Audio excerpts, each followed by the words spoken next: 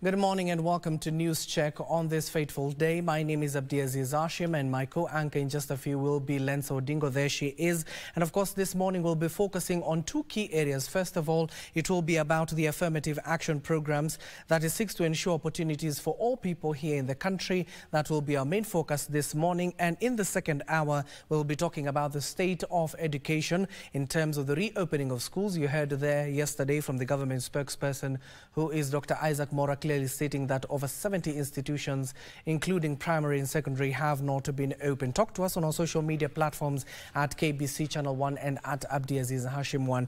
Now, my first guest for the first hour is already here. His Honorable Josephat Lowoilodem, the Director, Minorities and Marginalized Affairs Unit from the Executive Office of the President. Good morning, sir, and welcome to the show. Thank you very much, Abdi.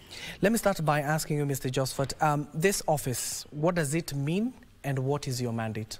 Let's start from there. Thank you very much. When the current administration took over, led by His Excellency the President, William Samoei Ruto, Doctor, a promise that all Kenyans should be onboarded into the mainstream government so that our development will be evenly distributed all across the country. And in his own wisdom, he created a unit under the Executive Order number 2 of 2023, a unit called Minority and Marginalized Affairs Unit. This unit is actually an ethnic minority unit. You know, when we say minorities, you can collect all, even the other smaller, religious and maybe sexual minorities. But we are dealing specifically with the ethnic minorities, those smaller communities and the communities that are in marginal areas. Our main focus is to bring on board all the communities that have been left behind by former government policies or by other discriminatory measures that have been were put there before, or by their localities into the mainstream government, so that they can be empowered like any other community, given education in an empowerment structure, economic empowerment, all the others, so that at least they now be brought into the mainstream government, into the mainstream economic activities of the country, so that all of us as a country can move forward as one. And of course, and given that your office now has been set up, it has the backing of the head of state. Now, how do you choose, or what criteria do you use to say this is a minority group, so we need to cater for their needs? How do you go about that? Abdi, I'll be very frank with you. Currently, we don't have a national policy on minority and marginalized communities.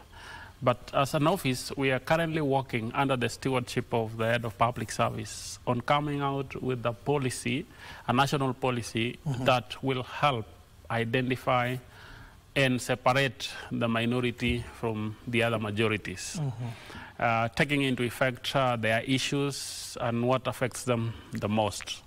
But currently, we have communities that everybody knows, and it is on the public domain, that they are minorities. Currently, we are speaking of almost 50, 60 communities that are regarded small, but still all these communities will be verified and validation done after the policy is out, after the criterion of knowing who is a minority and to what extent your minority is developed. Currently, we are working with those small communities known to Kenyans, like the Ilchamus, like the Ogiek, like the Sengwer, like the people from the... Most of these communities are on the northern part of this country.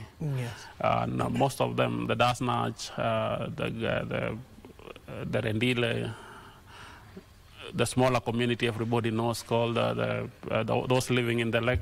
So all these communities are here known, but we are developing a criterion of making sure that we know them well up to their issues and where they need empowerment, because they are living in diverse counties and their problems cannot be the same. Each community has different problems, so the government will be addressing them according to their problems, according to their challenges, according to what they feel. Others have land issues, others have recognition issues. In this country, we have Pemba, we have some communities like Pare, we have the Shona, we have the, the Nubis. They've been in this country long enough, but they are stateless. They don't have, they are not recognized as Kenyan citizens. So that's another thing that this office is working on, with the criteria of making sure that those stateless Kenyans are given the status, are recognized, are introduced into Kenyan communities, so that they can also benefit from whatever the government is offering Kenyans.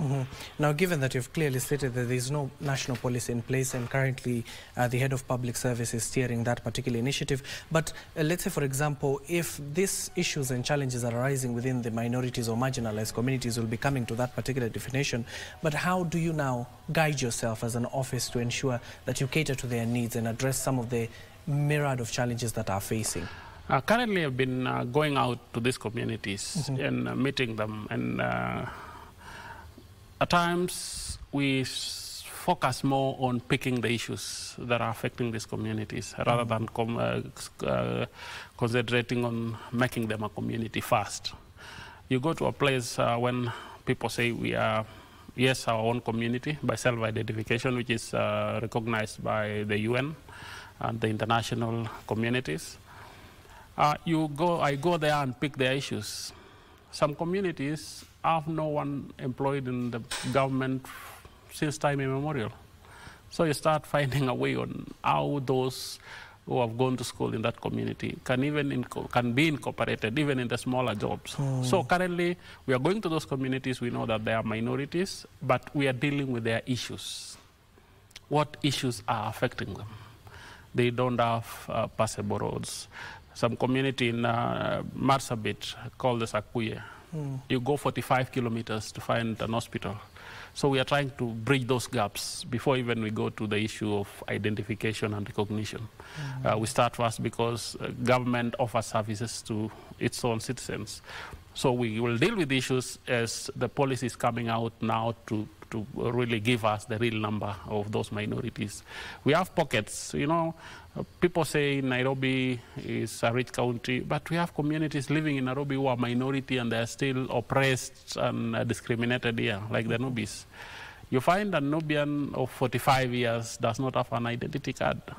He has kids who want to join a university. They'll not acquire those documents because the parents don't have the documents. So those are the things that we want to streamline, make sure that everybody is comfortable in their own country, that we move forward. In the northeastern, because of the border issues, many communities were being feted to be given identity cards, and most of them lose it. But since we came on board, the president has now declared that from 1st of June, there will not be fetting of any Kenyan to be given an identity card. So long as your village elder knows you, your chief knows you, they can recommend that you're born here, you're a Kenyan. Then you undergo the same process like any other Kenyan to get the identity, because we've closed quite a number of Kenyans out of the main, because when you don't have an ID, you cannot acquire any property in Kenya. You cannot even acquire education in itself. So we are trying to bridge that gap on dealing with issues now, rather than concentrating on the communities. So that, but we are going to those communities that are already by self-identification recognized as minorities. But the policy will come and make sure that everything is now covered under the law. In the Acts of Parliament also, we are going to take a bill to Parliament for the policy, so that they can now come up with a law on how to deal with these communities.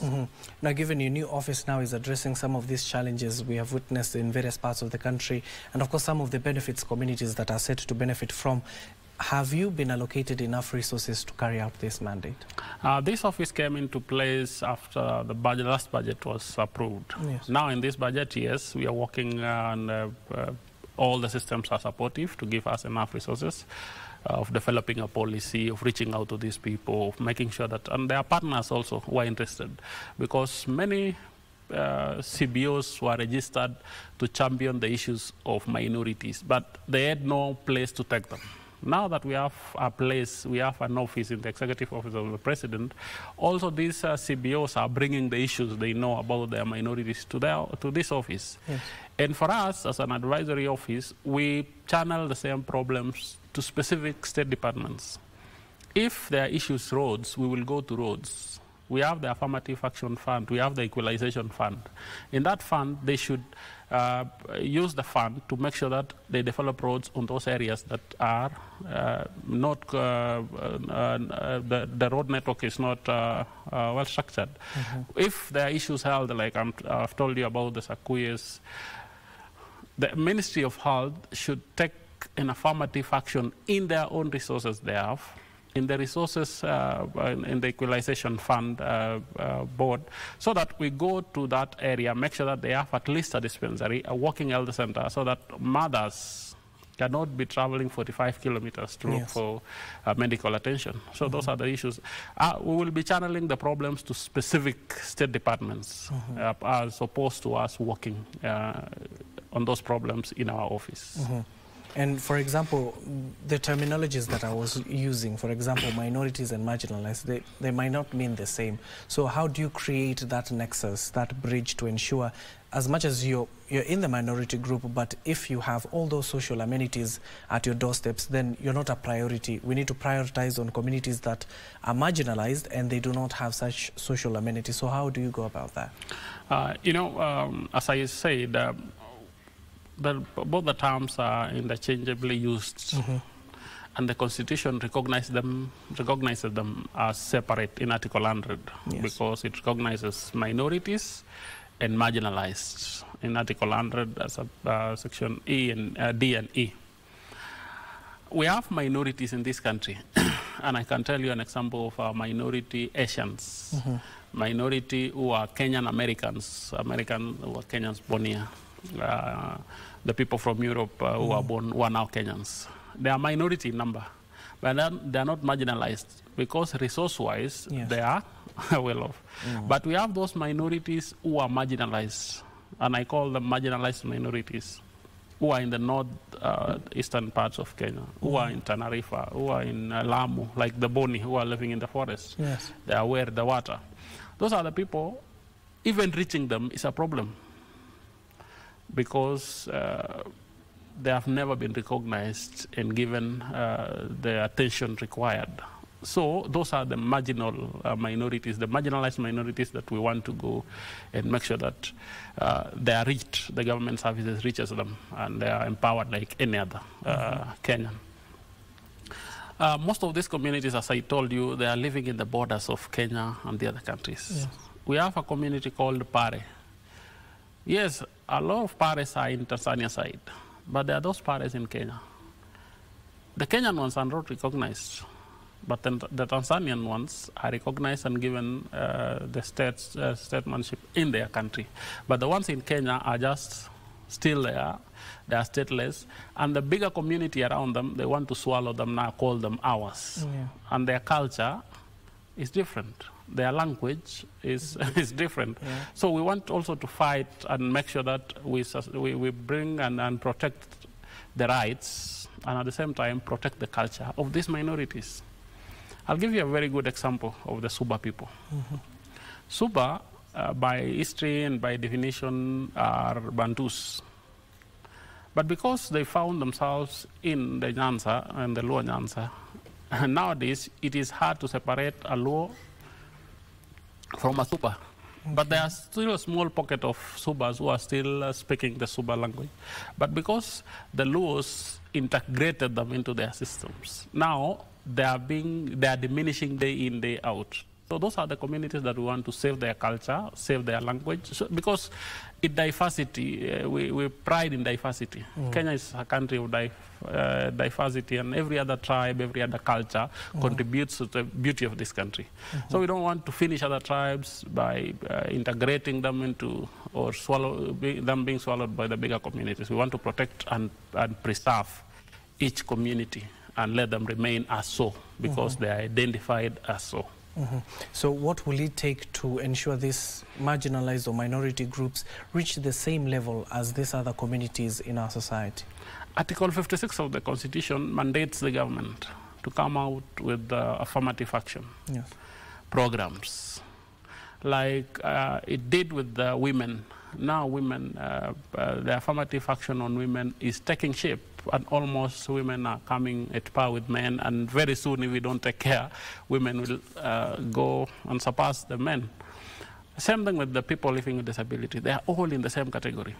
Now, when we implement Article 56, there will be issues, education, that will empower those minority communities that have been affected, maybe even lowering some grades and giving them affirmative fund, educational fund that will fund their kids to go to school. Because some communities, even they just go to standard class 8 and that is the end of them. Economic empowerment. Find out what activities are they doing in their area. How can we empower them? How can we give them support so that they can come out of that poverty they've been living in? Creating roads for them, building hospitals for them, building schools for them will really remove that marginalization. Marginalization is not a permanent thing. If the government takes an initiative for the next 10 years, things will change and will remove most Kenyans from that marginalized part and now bring them to the main stream. A good example, the Kenyan Somalis, the Kenyan Maasais, the Kenyan Turkanas, all these people, before the coming of this constitution, were regarded as minority and nobody cared about them. But since devolution, now they have their own counties, and they are trying also, those counties are trying to empower them, employ them, and education-wise, Moi did a lot to empower even the northeastern people. That is why today you have a good number of them in government positions, in senior parastatals, in every other place, because they were empowered. So that is the initiative we are going to take to make sure that we empower those small communities, those communities that have been left behind, so that they'll come almost or at par with the other communities. And of course, given that you're still new, relatively new in the office, but have you encountered any challenges and how have you able to overcome them? Many challenges, both internal and external. The internal challenges is, as you asked in the start, because it's a new office, you have to start building structures from zero. And you know how the government works, we have to come up with laws. Sometimes we say the government is not delivering on the promises, but the government might promise something that does not have a law.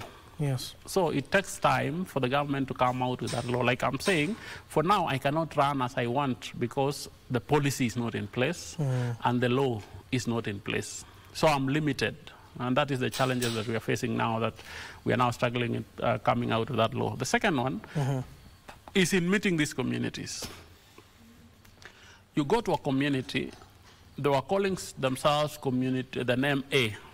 Now there are factions. That community A are split into two. Now we have A1 and A2. Now trying again to reconcile these communities to be one so that you can address their issues as one. You know, after the government took time addressing these issues, most of these communities registered CBOs, they registered NGOs. And these NGOs somehow are helping these communities and also separating them in a way. Because you get the same community, because this side has a CBO, NGO A, and this has an NGO B. This one does not want to dissolve to be this, or this one to dissolve to be the other one. So those are the fights that we are trying also to bring these communities to be one. Because if your language is the same, your culture is the same, your clans are named the same, then why should you be separate? Why should you be two different communities? Those are the challenges that we are facing, and also reaching where they are. You know, they are living in so remote areas, so dangerous areas, like in the northeastern, like going to Boni, reaching the Boni and the aware communities in Lamu. It's really a struggle for you to reach where they are because of insecurity, because of impassable roads, because every other thing is not working in those areas. Those are the small challenges, but we are working. We have been given a job and we have to deliver either way. We have to come out with the law and make sure that we find a way of reaching all our communities, bringing them on board, and making sure that their issues are solved.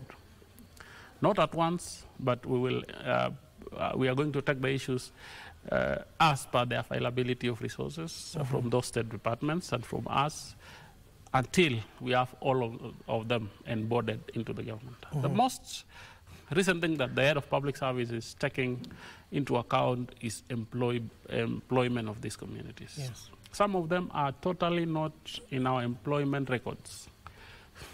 The Public Service Commission has onboarded only 56 communities into the employment portal, only 56. The Kenya National Bureau of Statistics has given us that we have 121 communities, according to the census of 2019, the recent one.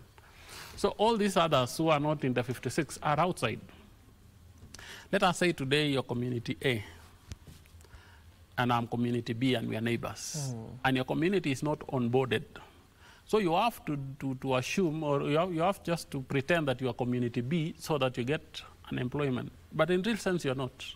So we are trying out, the head of public service is heading that and making sure that all the communities are onboarded.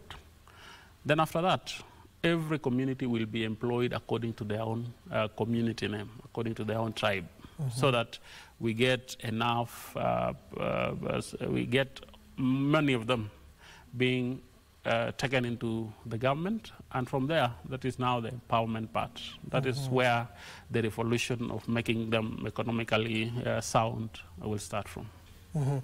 And of course, you've just clearly stated that some of them live in these remote areas. You have been witnessing what has been happening in the country for the last few weeks or so. We have had these torrential floods that unfortunately has killed over 200 people, displaced over 200,000 more, and the people who have been mostly affected are these people who are living in semi-arid and arid areas. I'm sure your office has been staying in contact with these people, and what are they telling you, given that you see there are other issues that could crop up? Like, for example, in Baringo, currently as we speak, schools have not been reopened because the level of banditry has resumed to its initial path that it was taking earlier, before even the rains came.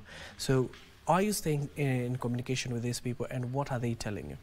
Thank you very much. As you said, the most affected communities are these minority and marginalized communities, because they live in those areas that are their terrain is bad. And in fact, the boat that capsized in Baringo, in the Lake Baringo, killed the members of an Ilchamus community who are the minorities.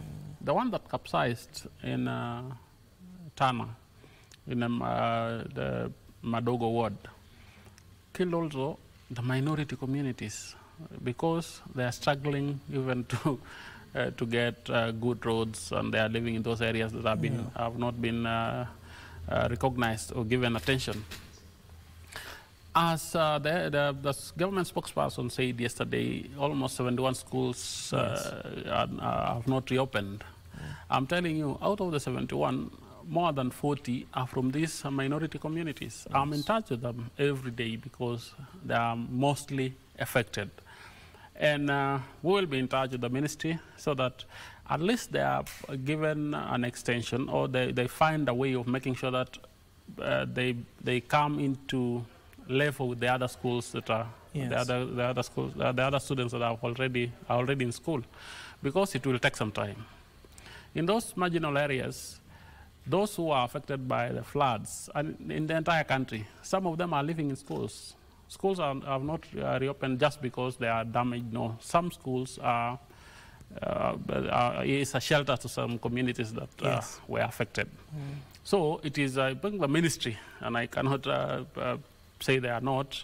The ministry is currently working on a way of making sure that those schools are reopened the soonest. Those to be repaired are being repaired, because the president has given an order that all schools should be reopened. Those that were damaged should be rebuilt. Those that are in bad areas, that will, according to the research, shows that it will be affected if there another rain, bigger rain in the near future will be affected. Those schools have to be moved to grounds that are never going to be affected. And the ministry, I know, as of now, are working out on a formula of making sure that these students that have not opened schools yet will be at par with those who are already in school, so that these communities who are already affected by the normal and government policies of the past are not again affected by the floods and again affected by corona and again affected by all other things. Now they remain behind forever. Now the government is trying to make sure that all things are brought, and maybe it will not take two weeks more before those students go to school. Now, given that we're talking about education, you've seen such inequalities when it comes to this particular sector, especially to those people who are facing this myriad of challenges. So what is the strategy of your office to ensure that these kids who live in, for example, Baringo North, and those kids who live in Nyeri town are at par when it comes to education? Thank you very much. Those are the things that we are taking into consideration, because you go to these areas, we have their own teachers, but they are not employed. They are not already taken by the TSC. Yes. So teachers taken from other areas to those areas, when the problems start, they all run and leave these students without somebody to attend into them.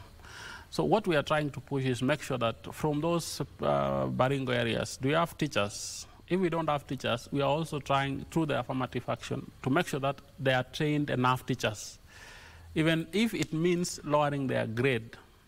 If now going for a diploma primary teacher needs assistant, maybe we lower them to a C- or assistant, or nearly a C-, so that we take and train enough teachers, so that they have their own teachers who can take care of their own issues. Because we've seen in the recent past, teachers taken to the northeastern parts of this country from other areas. When the clan fights start, when the other insecurity issues come up, they'll all run and they'll be deployed to other server areas. Who the people to serve are the people from that area. The students who are to be educated remain without teachers. So, through this affirmative action, we are imploring on the ministry, and also within our own selves, to train enough teachers and retain those teachers in those areas. And also, because after education, that's the only way we can overcome the insecurity in these areas. Yes. The banditry, it's only education. If everybody has gone to school, people have jobs, they'll speak to themselves and this thing will end. But if we leave them primitive as they are, we are going to see the insecurity issues as long as we are in this world. Given now we're entering the final leg of our conversation, maybe what are the key areas you're prioritizing now?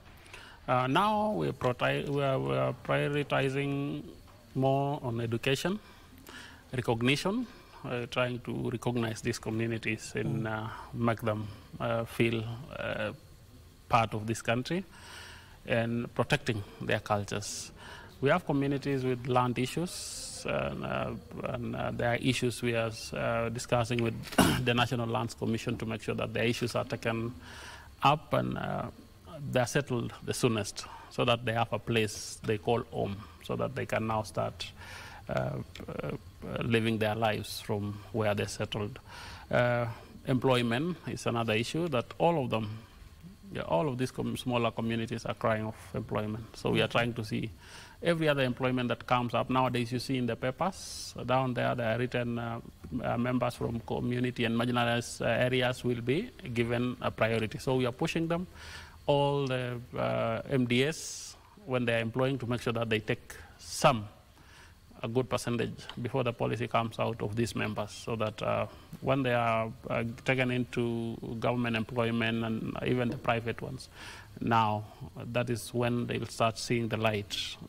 They see the importance of education. That is the time they'll be incorporated in, and it will help them in decision making, because what affects this community is non-representation mostly.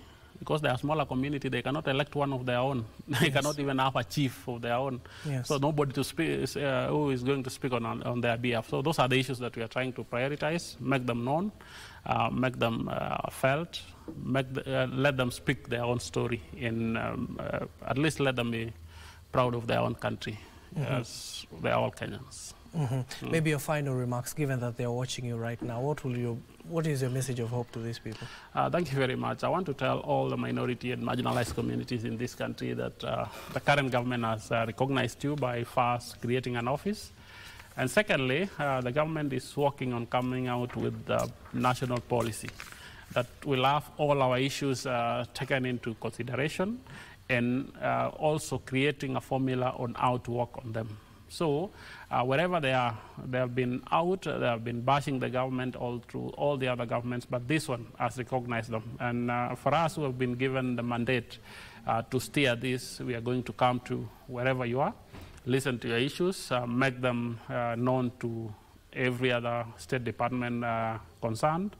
And in the near future, all of us will be in the mainstream government, all of us will be Kenyans as we want to be, and we will run the Kenyan affairs because we are Kenyans, we are not outsiders. Thank you, sir, for making time for us. That is Honorable Josephat Olowei Lodea, the Director of Minorities and Marginalized Affairs Unit from the Executive Office of the President. Thank you for making time for us this morning. And that is all about the affirmative action programs that seeks to ensure opportunities for all, not just people who are residing in better areas of this particular country, also those people who are living in arid and semi-arid areas. And of course, the government assures to ensure that all those challenges that are facing them, if not but all, are addressed at this particular opportune time. That marks the end of our conversation for the first hour. Now for the second hour, before we take this short commercial break, it's all about the state of the education sector, reopening of schools, and my education experts are already here with me in studio. Joshua Nyambane, an education expert, Dr. Dennis Chacha, the Chair, Disability Mainstreaming Foundation of Kenya,